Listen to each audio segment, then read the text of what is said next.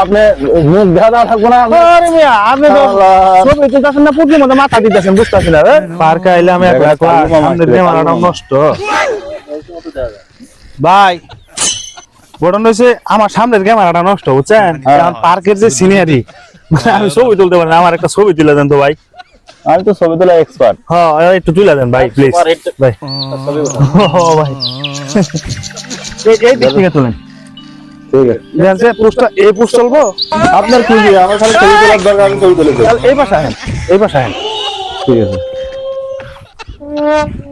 কি করে ঠিক আছে ভাই আরেকটা রাখেন